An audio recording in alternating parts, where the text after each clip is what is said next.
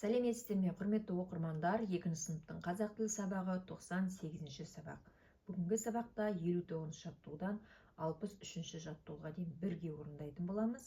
Сабақтың тақырыбы дара және күрделі зат есімдер. Зат есімдерді салыстырасыңдар, олардың дара немесе күрделі екенін ажыратуға үйренесіңдер. Кестедегі сөздерді оқы. Дара зат есімдер: би, күйші, адам, өнер, құс, қайық. Күрделі зат есімдер: кәсіп орын, бір қазан, үлгі өнеге, темір жол, шекара. Кестедегі зат есімдерге қарап, қандай зат есім дара, қандай зат есім күрделі болатынын өзің айтып көр. Жасаған қорытындыңды төмендегі мәліметпен салыстыр. Бұл жерде не байқап тұрмыз? Дара зат есімдер бір түбірден тұр, ал күрделі зат есімдер екі түбірдің қосындысына жасалып тұр екен. Кәсіп, орын. Кәсіп деген мағыналы жаңа сөз, және орын деген мағыналы сөз. Кәсіп, орын екеуі бірігіп тұр. Бір қазан, бір деген сөз де бар, және қазан деген де сөз бар. Екеуі қосылу арқылы күрделі зат есімді құрап тұр. Ендеше ережеге қарайық. Зат есім дара және күрделі болады. Дара зат есім бір сөзден тұрады. Мысалы, кітап, бесік, ән.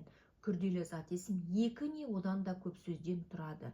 Мысалы, тасбақа, ата-ана, кемпір, қосақ деген сөздер күрделі зат есім бола алады екен.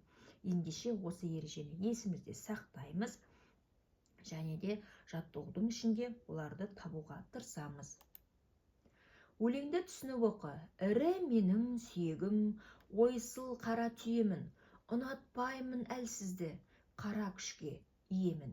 Бейсебай Кіріспайдың өлеңі екен. Өлең не туралы болды?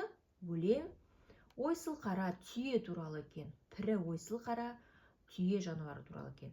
Қарамен жазылған зат есімнің дара, күрделі екенін ажырат дейді.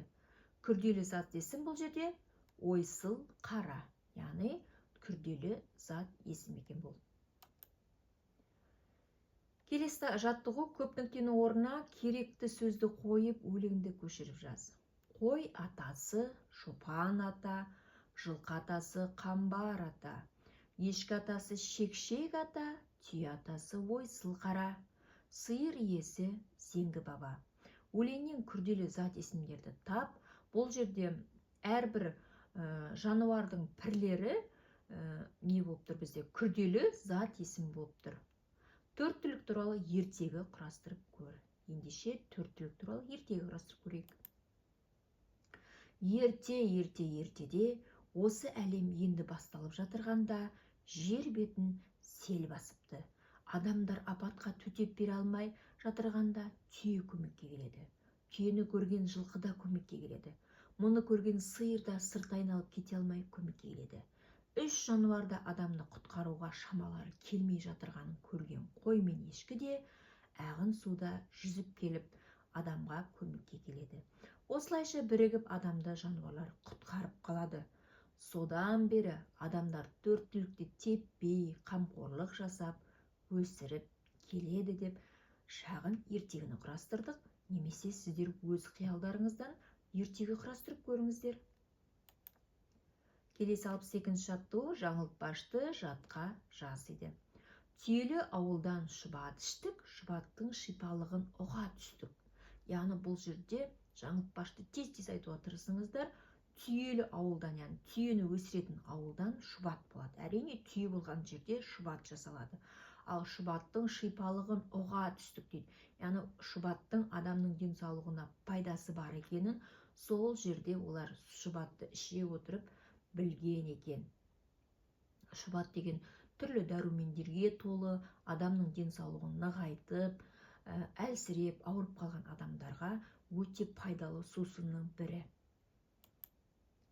Келесі 63-ші жаттығу: бізде суреттердің көмегімен сөз жұмбақ құрастыр және оны шеш дейді.